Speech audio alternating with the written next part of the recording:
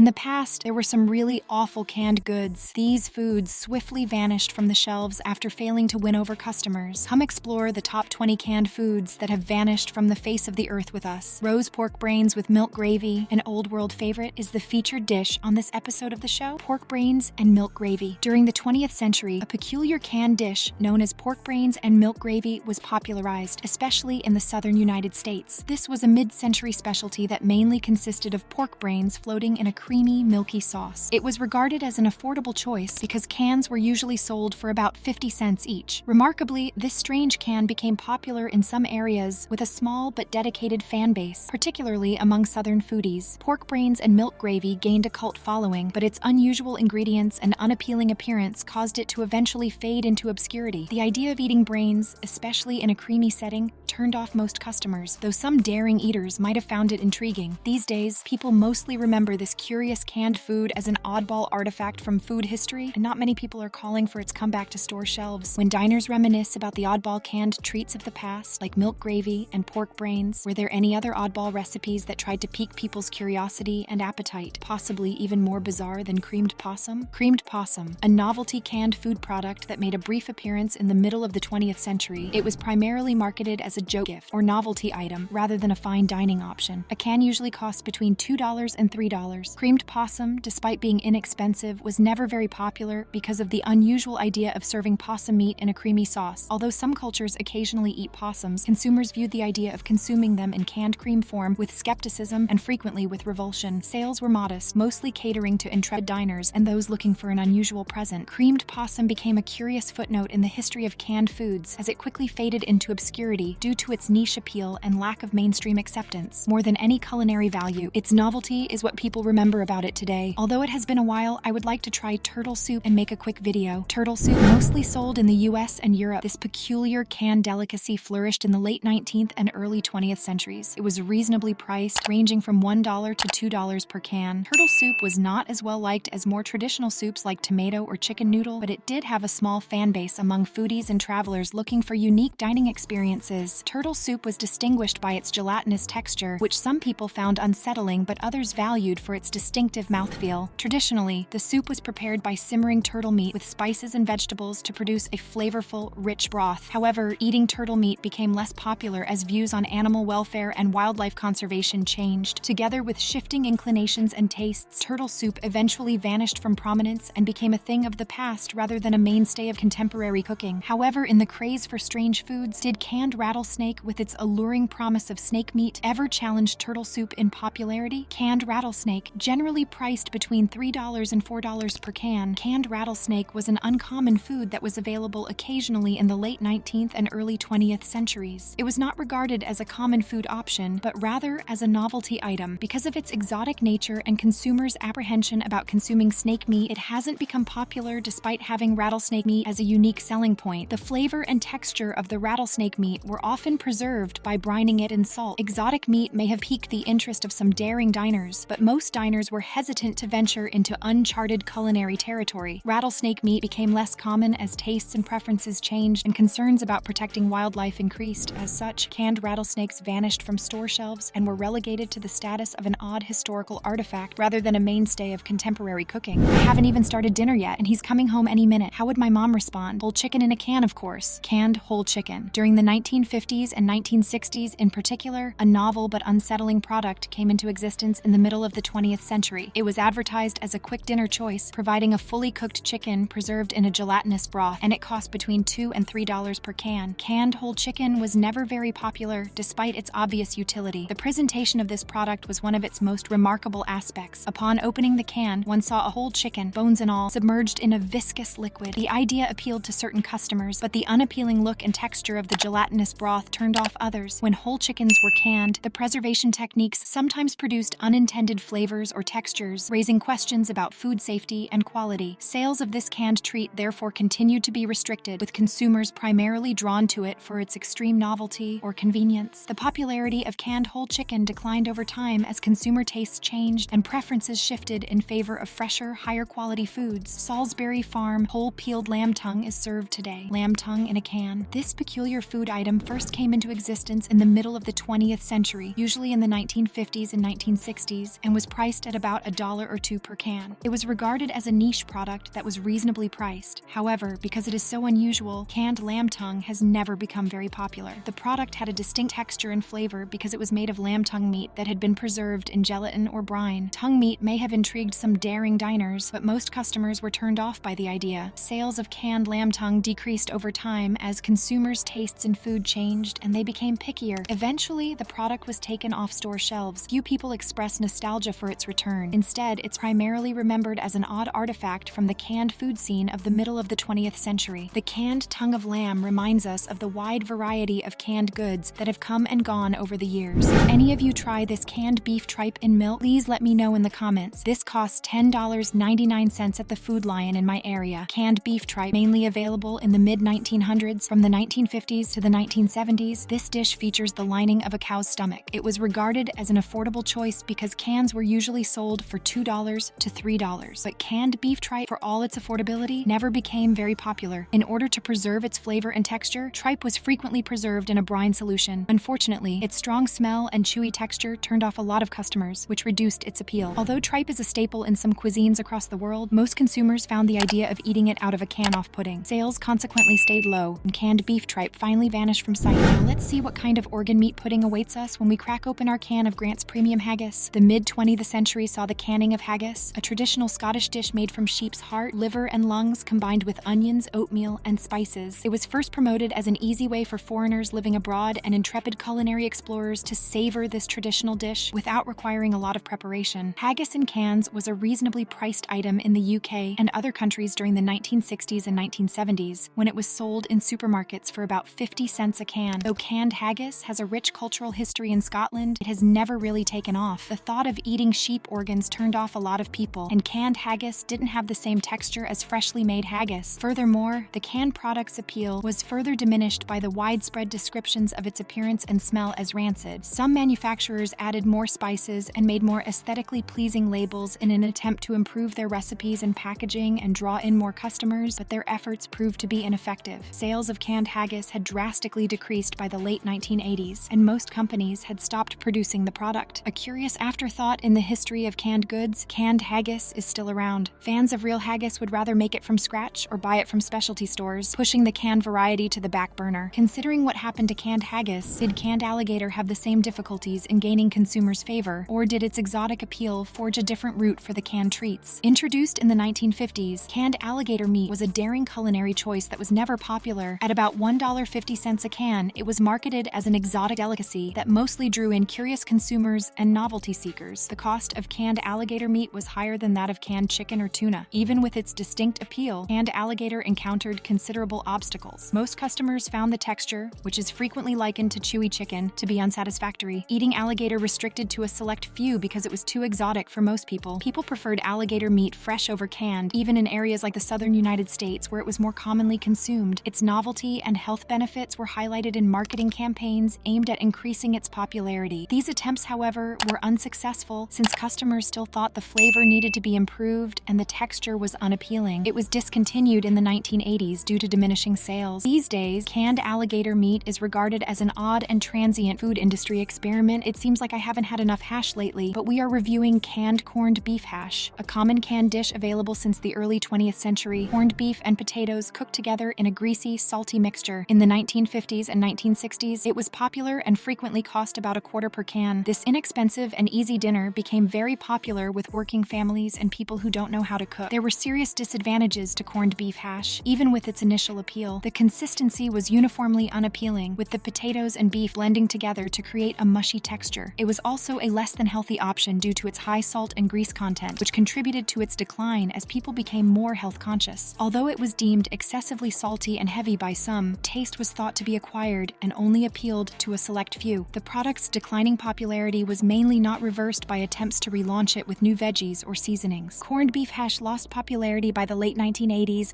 as more wholesome and fresh meal options became available. Sea urchin roe that had been canned frequently developed a mushy texture and a strong, salty flavor that was too strong for many people's tastes. The canned variety of sea urchin did not have the same flavor profile as fresh, which is delicate and creamy. Its popularity did not increase despite attempts to market it as a luxury product or include it in gourmet recipes in an attempt to increase its appeal. The market for canned sea urchins began to decline in the 1980s as fresh seafood became more widely available and consumers became more discriminating. Sea urchin in a can is a bygone product that only foodies and seafood lovers will remember. Its decline into obscurity in the canned food aisle highlights the difficulty of preserving the subtle qualities of gourmet foods in a can. It will be similar to KFC's deep-fried duck. The 1960s saw the introduction of canned duck confit, which is made of duck legs preserved in their fat. It was marketed as a convenient gourmet meal option for food enthusiasts and cost about 75 cents per can. It was first well-liked by people who enjoyed classic French food but required more time to make from scratch, but canned duck confit was beset with difficulties. Many people didn't find the duck legs' greasy texture to be appealing because of the preservation process. Many potential customers were turned off by the overpowering greasiness, even though the flavor was rich. Canned duck confit was never very popular, even though it was marketed as a posh, ready-to-eat meal. Those who liked duck confit thought the canned version was inferior and preferred the freshly made version. As tastes and standards in cooking changed by the 1980s, canned duck confit sales had dropped dramatically. The bland flavor and oily texture of the canned duck confit did not appeal to customers. But what if there were problems with another French treat? Would brine-preserved canned escargot, with its gourmet appeal, have faced similar challenges? The snails are there. I detect a smell of earth. Canned snails, originally available for about $2 a can in the 1960s. Canned snails, also known as escargot, were preserved in brine and put on the market. They were promoted as a gourmet treat that would enable home cooks everywhere to enjoy French cuisine. They gained some initial popularity among daring diners and connoisseurs of French food who valued the ease of use. Canned escargot, however, encountered many difficulties. The texture of the snails was changed during the brine preservation process, frequently becoming rubbery and less appetizing than fresh snails. Even when served with traditional garlic butter, the subtle flavor of fresh escargot may be overpowered by the strong taste of the brine. Gourmet recipes and sophisticated packaging were part of the attempts to make canned snails more widely available, but they were unable to address the core problems with texture and flavor. This made it difficult for the product to attract a large customer base. As tastes in food shifted toward more authentic and fresh dishes, canned escargot's market share began to decline by the late 1980s. Tripe soup. Around the middle of the 20th century, canned tripe soup made from the lining of cows' stomachs began to be sold on store shelves for about $1.50 a can. It sought to offer a practical choice for those who enjoy dishes made with offal, but even with its low cost, it hasn't become very well liked yet. The unique chewy texture of canned tripe soup posed a significant challenge. Although some customers liked the distinct mouthfeel, many found it uncomfortable and difficult to digest. Tripe's strong flavor and aroma may also be too much for certain people's palates, which would reduce its appeal even more. In an attempt to soften the harsh taste of canned tripe soup, spices and herbs were added. However, these efforts needed to be more successful in drawing in a wider consumer base. Tripe soup sales drastically decreased by the 1980s as canned food options diversified and culinary tastes changed. Braised eel. At the Chinese supermarket, I purchased these 2 tins of braised eel. Eel meat preserved in a flavorful sauce was first available in canned form in the 1950s. Cans cost about $2 each. It was aimed at foodies who were daring and attracted to foreign flavors without having to deal with the fuss of cooking. Even though it was novel at first, canned eel had trouble becoming well-liked. Numerous customers were turned off by the texture and strong, occasionally overpowering greasy taste. Furthermore, eel meat's unique flavor profile and lack of familiarity with the general public restricted its appeal to a specific demographic. Refinement of the sauce or packaging could have been a better way to improve the product and increase sales. Sales of canned eel fell precipitously by the 1970s as consumer preferences shifted toward healthier and more recognizable options. Quail eggs. Around $1.50 per can, canned quail eggs are small eggs from quails preserved in brine that first appeared in the middle of the 20th century. Their goal was to provide a tasty and practical snack or cooking ingredient. They haven't quite become well known though. The rubbery texture of canned quail eggs was one of the biggest drawbacks. A lot of customers thought the texture was unpleasant and hard to chew, even though some liked the novelty of their small size. Furthermore, the egg's inherent flavor was frequently enhanced by the brine preservation process, which some palates may find overwhelming. It would have been more beneficial to try different packaging options or preservation techniques in an attempt to enhance the product. By the 1970s, sales of canned quail eggs had drastically decreased as consumers' tastes in food changed and they began to seek out fresher, more natural foods.